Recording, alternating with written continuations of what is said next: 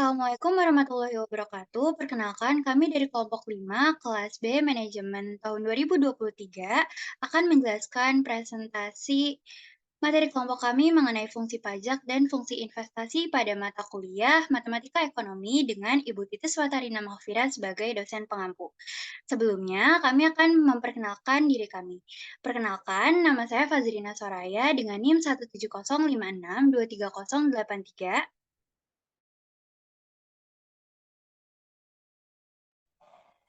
Perkenalkan, nama saya Maulana Subhan Zain dengan NIM 17056230140.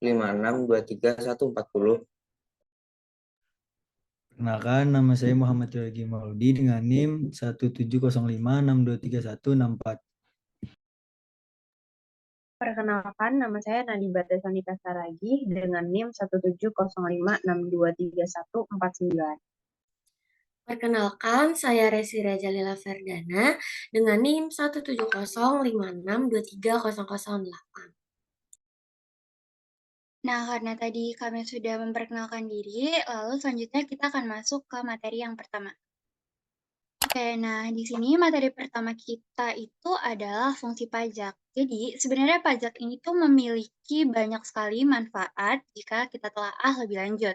Pajak tidak cukup hanya untuk dimengerti saja, tetapi lebih luas dan dalam harus dipelajari serta dapat dipahami secara komprehensif dari berbagai aspek. Seperti yang kita ketahui, pajak itu sangat berguna bagi pendapatan suatu negara dan merupakan salah satu sumber pendapatan yang sangat tinggi bagi suatu negara.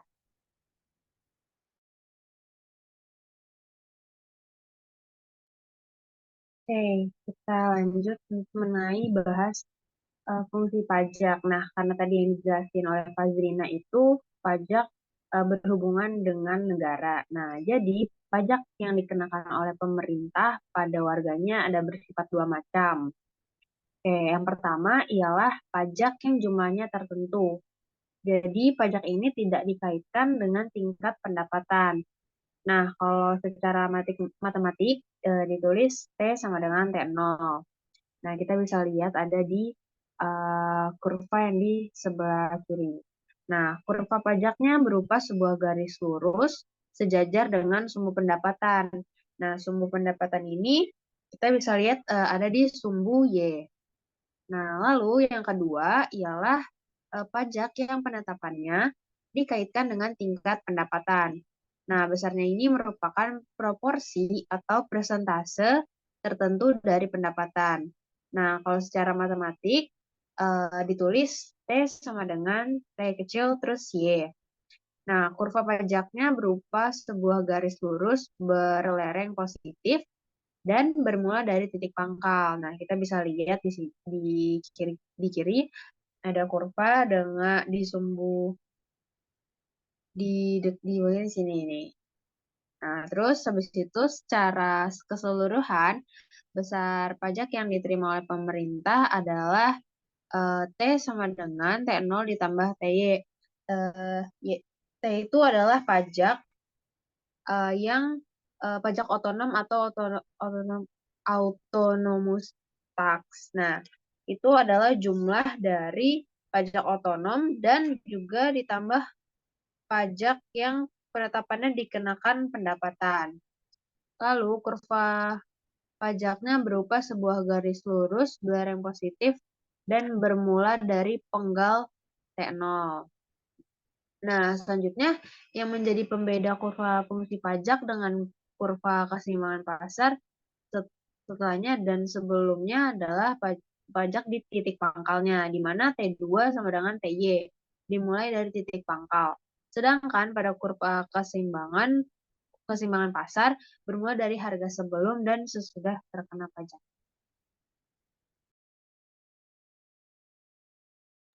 Oke, selanjutnya karena tadi udah dijelasin mengenai fungsi pajak, di sini kita bakal ngebahas ke contoh soal yang pertama. Jadi contoh soalnya adalah didapati bahwa pajak otonom yang dimiliki oleh suatu daerah itu sebesar 120. Dani membeli baju dengan harga 120.000. dan ia dikenakan pajak sebesar 6% dari harga baju yang ia beli. Pertanyaannya adalah berapakah besarnya pajak yang ia tanggung, dan juga berapa pajak yang diterima oleh pemerintah. Oke, di sini kita bakal lanjut ke pembahasannya. Jadi, seperti rumus yang tadi udah dibahas, jadi pajak yang dikenakan ke pendapatan itu rumusnya T sama dengan TY. Nah, berasal dari soal tadi, di sini T-nya itu sebesar 6% atau di sini kita taruh 0,06. Lalu dia dikali dengan Y sebesar 120.000, maka T sama dengan 7.200. Nah, pajak yang ditanggung oleh Dani itu sebesar 7.200. Lalu ke soal berikutnya, berapakah pajak yang diterima oleh pemerintah? Seperti yang udah dijelasin juga tadi, kalau misalnya rumus pajak yang diterima oleh pemerintah itu T sama dengan T0 ditambah dengan TY. Jadi T0 itu merupakan autonomous tax atau pajak otonom. Nah, di sini kan kita udah tahu ya, kalau misalnya pajak otonomnya itu sebesar 120, dan tadi kita juga udah dapat TY-nya itu 7.200. Maka di sini T sama dengan 120 ditambah dengan 7.200, maka T sama dengan 7.320. Jadi pajak yang diterima oleh pemerintah itu sebesar 7.320. Lalu di sini kita bakal mindahin angka-angka tersebut ke dalam kurva. Jadi yang pertama di garis lurus T1 sama dengan T0 itu ada 120, di mana garis lurus itu ngasih tahu kalau misalnya dia itu autonomous tax-nya atau pajak otonomnya sesuai dengan soal itu 120. Lalu di sini garis T2 yang bermula dari pangkal yaitu 0. T2-nya itu kan tadi berasal dari TY. Jadi tadi udah didapat dari 0,06 dikali 120.000 sama dengan 7.200. Lalu yang terakhir di sini ada T atau pajak yang diterima oleh pemerintah itu didapat dari T0 atau 120 ditambah dengan 7.200, maka dihasilkan 7.320.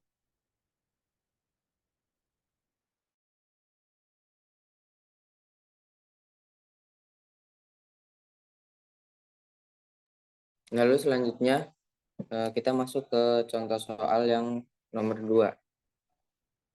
Pajak otonom suatu daerah sebesar 70.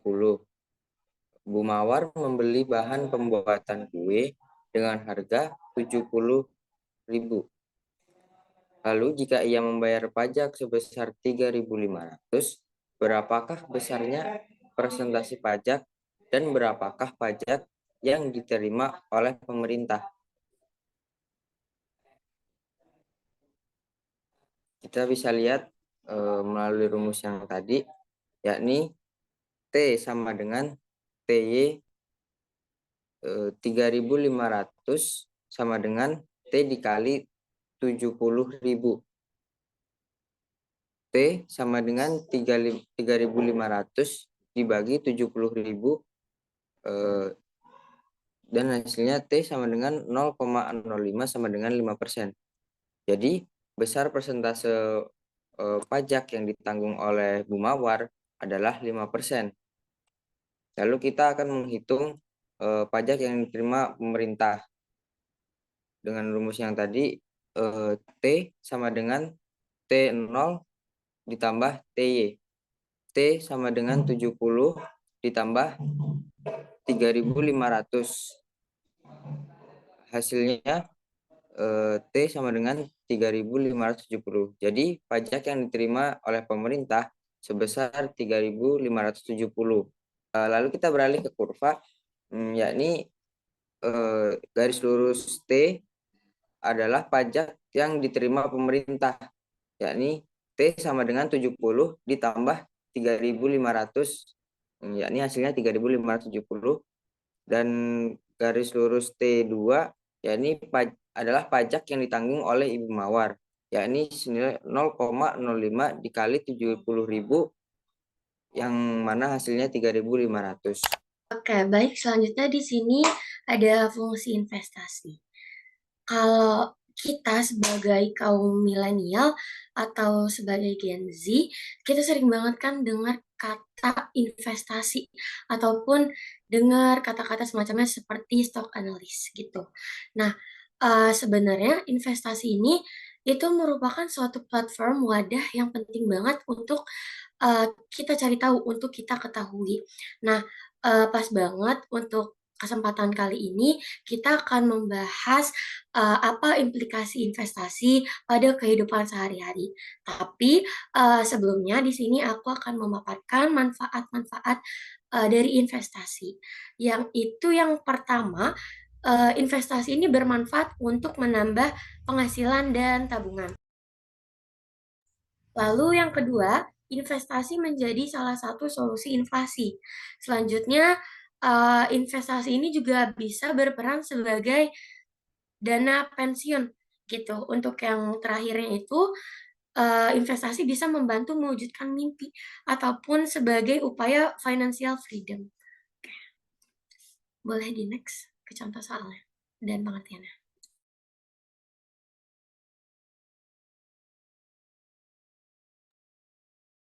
Oke, baik. Saya melanjutkan mengenai fungsi investasi. Jadi, permintaan akan investasi ini berbanding terbalik dengan tingkat bunga. Nah, kalau dianalogikan dengan logika ekonomi, tentunya hal ini sangat mudah dipahami ya. Jika apabila tingkat bunga tinggi, orang akan lebih senang menyimpan uangnya di bank daripada menginvestasikannya. Karena expected return atau hasil harapan yang akan diperoleh dari bunga bank akan lebih besar dibandingkan hasil harapan yang akan diterima dari penanaman modal. Dan itu mengakibatkan permintaan akan investasi pun berkurang. Selanjutnya, tingginya bunga mencerminkan pula mahalnya kredit, sehingga mengurangi gairah berinvestasi di kalangan pengusaha maupun calon pengusaha. Nah, hal ini juga berlaku sebaliknya jika terjadi tingkat bunga yang rendah. Nah, di bagian kanan ada eh, kurva, eh, grafik kurva secara umum fungsi permintaan.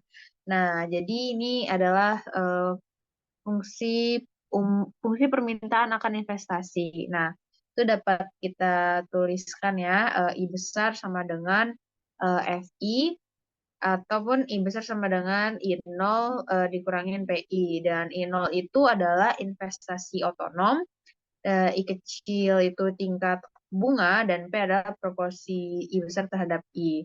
Nah, dalam menggambarkan kurva permintaan tersebut, akan investasi terdapat I kecil ini adalah variabel bebasnya. Nah, I kecil ini diletakkan pada sumbu vertikal, dan I besar yaitu sebagai variabel terikatnya. Nah, I besar ini atau variabel terikatnya ditempatkan pada sumbu horizontal.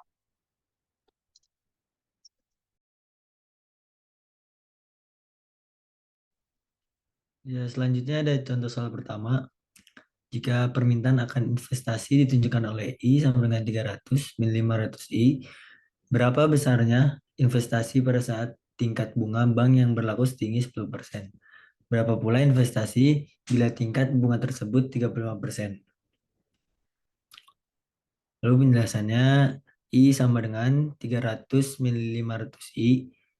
Jika I 10% atau 0,10, maka I sama dengan 300 min 500 kali 0,10. I sama dengan 300 min 50 dan hasilnya 250. Lalu jika I sama dengan 35% atau 0,35, maka I sama dengan 300 min 500 kali 0,35.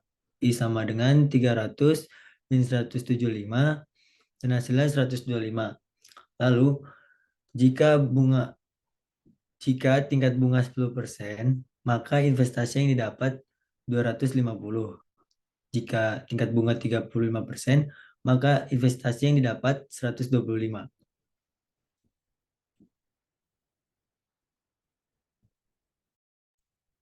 Selanjutnya, untuk menambah pemahaman kita mengenai fungsi investasi, di sini kita mempunyai latihan soal yang kedua.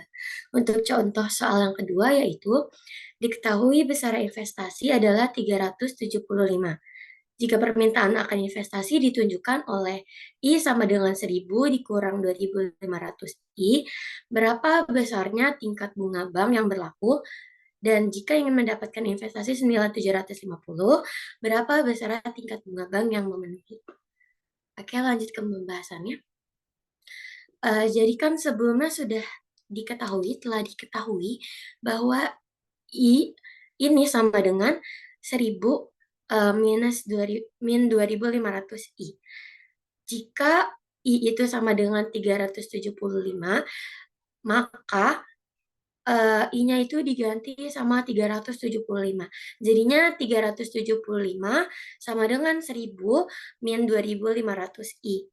Lalu kemudian dipindah ruaskan, 2500 I sama dengan 1000 min 375. Kemudian 2500 I sama dengan 625, maka kemudian I sama dengan 0,25 atau juga bisa dinotasikan sebagai 25%. Nah, di sini ada kemungkinan kedua jika I-nya itu 750. Ini sebenarnya caranya sama, tinggal dimasukin ke I-nya. Jika I-nya 750, maka 750 sama dengan 1000 min 2500 I, lalu kemudian sama juga dipindah ruaskan. 2500 I sama dengan 1000 min 750, lalu kemudian 2500 I sama dengan 250, dan I sama dengan 0,10 atau dapat dinotasikan sebagai 10%. Nah, di sini kan ada grafik kurvanya ya teman-teman. Di sini bisa kita artikan bahwa, dapat kita ketahui juga bahwa ketika